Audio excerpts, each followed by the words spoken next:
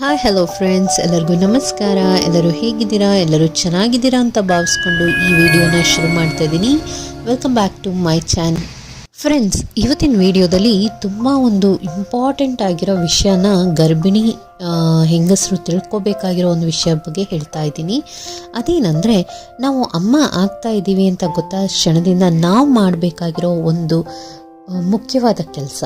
ಆ ಮುಖ್ಯವಾದ ಕೆಲಸ ಏನು ಅಂದರೆ, ನಮ್ಮ ಹೊಟ್ಟೆಯಲ್ಲಿ ಬೆಳೀತಿರುವ ಮಗುವಿನೊಟ್ಟಿಗೆ ನಾವು ಮಾತಾಡೋದು.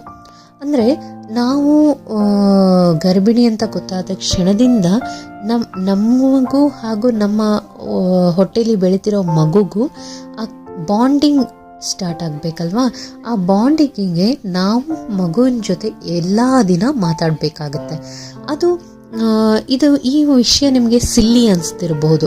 ಏನಪ್ಪ, ಮಗುಗೇನಾದರೂ ಕೇಳಿಸುತ್ತಾ, ಮಗು ನಿಜವಾಗ್ಲೂ ನಾವು ಹೇಳೋದನ್ನೆಲ್ಲ ಅದು ಫಾಲೋ ಮಾಡೋಕ್ಕಾಗತ್ತಾ ಅಂತ.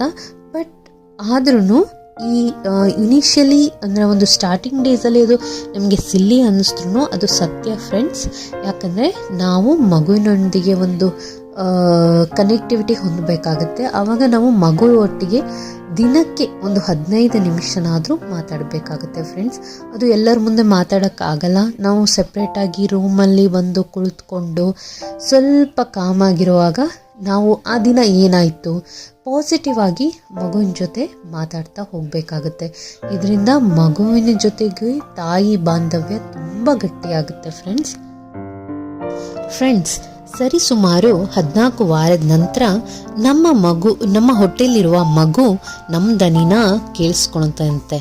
ಇದನ್ನು ರಿಸರ್ಚ್ ಮೂಲಕ ಹೇಳಲಾಗಿದೆ.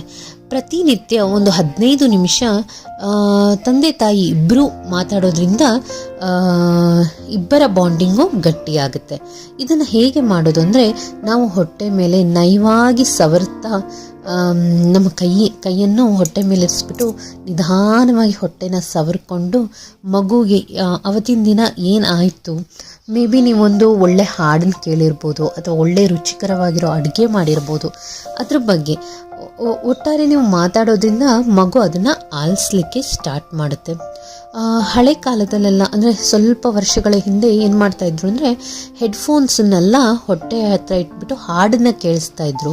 ಅದು ಒಂಥರ ಸ್ಟ್ರೆಸ್ ರಿಲೀಫು ತಾಯಿಗೆ ಆಗೋದ್ರಿಂದ ಮಗು ಹೊಟ್ಟೆ ಒಳಗೆ ಶಾಂತವಾಗಿ ಕೇಳುತ್ತೆ ಅಂತ ನಂಬಲಾಗ್ತಿತ್ತು. ಆದರೆ ಅದಕ್ಕಿಂತ ಹೆಚ್ಚಾಗಿ ಮಾತಾಡೋದು, ತಂದೆ ತಾಯಿ ಇಬ್ಬರು ಮಾತಾಡೋದು ತುಂಬ ಒಳ್ಳೆಯದು ಫ್ರೆಂಡ್ಸ್. ಹೊಟ್ಟೆಯ ಒಳಗಿರುವ ಮಗುವಿನ ಜೊತೆ ತಾಯಿ ಅಥವಾ ತಂದೆ ತಾಯಿ ಇಬ್ಬರು ಮಾತನಾಡೋದ್ರಿಂದ ಏನು ಲಾಭ ಪಡೆದುಕೊಳ್ಬೋದು ಅಂತ ನೋಡೋಣ. ಒಂದು, ಹೊಟ್ಟೆಯೊಳಗಿರೋ ಮಗುವಿನ ಜೊತೆ ಪ್ರತಿದಿನ ಮಾತಾಡೋದ್ರಿಂದ ನಮಗೆ ಅಂದರೆ ತಾಯಿಗೆ ಎಸ್ಪೆಷಲಿ ಮಗುವಿನ ಬಗ್ಗೆ ಒಂದು ಸುರಕ್ಷಿತವಾದ ಭಾವನೆ ಮೂಡುತ್ತದೆ. ಮತ್ತು ಹೆರಿಗೆ ಸಮಯದಲ್ಲಿ ತಾಯಿಗೆ ಆಗೋ ಸ್ಟ್ರೆಸ್ಸು ಕಡಿಮೆ ಆಗುತ್ತೆ. ಅಂದರೆ ತಾಯಿಗೆ ಹೆಚ್ಚು ಸ್ಟ್ರೆಸ್ಸು ಆಗೋದಿಲ್ಲ. ಎಸ್ಪೆಷಲಿ ಅದು ನಾರ್ಮಲ್ ಡೆಲಿವರಿಲಿ ತುಂಬಾ ಹೆಲ್ಪ್ ಆಗುತ್ತೆ ಫ್ರೆಂಡ್ಸ್.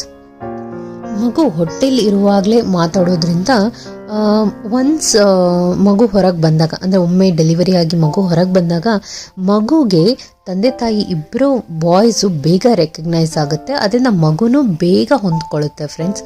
ಹಾಗೂ ಹೆಚ್ಚು ಕಿರಿಕಿರಿ ಎಲ್ಲ ಮಾಡೋಕ್ಕೆ ಹೋಗಲ್ಲ ಫ್ರೆಂಡ್ಸ್. ಇದರಿಂದ ಇನ್ನೂ ಒಂದು ಲಾಭ ಏನಂದರೆ, ಮಗುಗೆ ಭಾಷೆ ಅಭಿವೃದ್ಧಿ ಆಗುತ್ತೆ. ಭಾಷೆ ಅಭಿವೃದ್ಧಿ ಅಂದರೆ ಮಕ್ಕಳಿಗೆ ಬೇಗ ಮಾತನಾಡೋ ಪ್ರಾಬ್ಲಮ್ ಬರಲ್ಲ.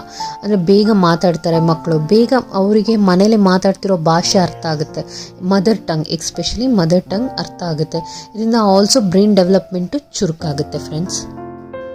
ಇದರಿಂದ ತಾಯಿಗೇನು ಲಾಭ ಆಗುತ್ತೆ ಅಂದರೆ, ತಾಯಿಗೂ ತನ್ನ ತಾಯ್ತನದ ಬಗ್ಗೆ ಅವಳು ಪ್ರಿಪೇರ್ ಆಗ್ತಾಳೆ ಮೆಂಟಲಿ. ಓಕೆ, ನನಗೆ ಮಗು ಹುಡ್ತಾ ಇದೆ, ಅದೊಂಥರ ಕನಸು. ಆ 9 ತಿಂಗಳು ತಾಯಿಗೆ ಅದೊಂದು ಕನಸಾಗಿರುತ್ತೆ. ಅವಳು ಏನೇನೋ ಮಗುವಿನ ಬಗ್ಗೆ ಕಲ್ಪನೆ ಹೊಂದಿರ್ತಾಳೆ. ಸೊ ಇದರಿಂದ ಅವಳು ತಾಯ್ತನಕ್ಕೆ ಒಂದು ಸಿದ್ಧಳಾಗ್ತಾಳೆ. ಇದರಿಂದ ತಾಯಿ ಮತ್ತು ಮಗುವಿನ ಮಧ್ಯೆ ಒಂದು ಸುಂದರ ಬಂಧ ಸೃಷ್ಟಿಯಾಗುತ್ತೆ ಫ್ರೆಂಡ್ಸ್. ಫ್ರೆಂಡ್ಸ್, ನಾವೆಲ್ಲ ಒಂದು ಮೆಲೋಡಿ ಹಾಡನ್ನು ಕೇಳ್ತೀವಿ. ಎಕ್ಸ್ಪೆಷಲಿ ತಾಯಿ ಆದಾಗ ಒಂದು ಮೆಲೋಡಿಯಸ್ ಹಾಡನ್ನು ಕೇಳೋಕ್ಕೆ ಇಷ್ಟಪಡ್ತೀವಲ್ವಾ. ಸೊ ಕೆಲವೊಮ್ಮೆ ನೀವು ನಿಮ್ಮ ಮಗು ಒಟ್ಟಿಗೆ ಮಾತಾಡುವಾಗ ನೀವೇ ಹಾಡು ಹೇಳಿ.